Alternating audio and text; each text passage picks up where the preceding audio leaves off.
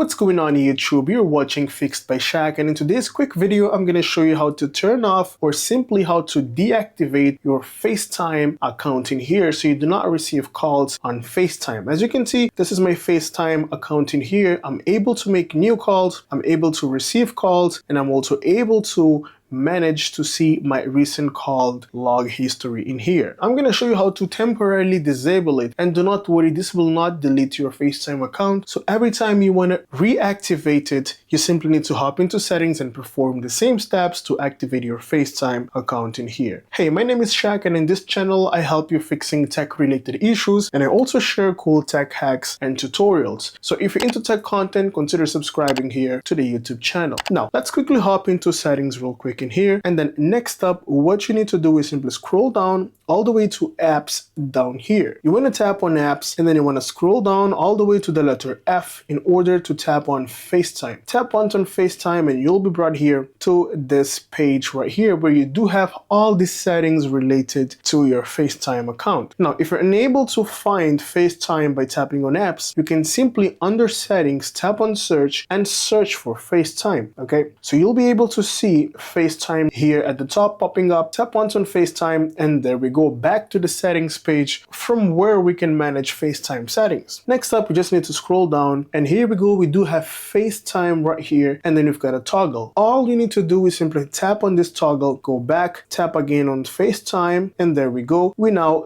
don't have FaceTime turned on. It's completely turned off, and whenever you open up FaceTime, you won't be able to actually perform or to initiate a new call. Whenever you tap on it, it's going to say people can contact you on all your devices with FaceTime with your phone number or email address. It doesn't even show anymore the call history log or anything like that because you do not have FaceTime anymore right now, until you simply tap it on to actually reactivate your FaceTime account, and this will start working again. As you can see in here, we do have a message which says waiting for activation. Now it's active once again. This is how easy you can actually deactivate, and then after a few months or weeks, simply reactivate by simply tapping once on FaceTime to turn it back on. This is how easy you can do this. Thank you so much for making it till the end of the video, and if you find my content useful, consider subscribing, like the video, and let me know down in the comment section below if you do have any questions or any doubts. Thanks for watching Fixed by Shaq, and I'll see you in the next one. Have a great day.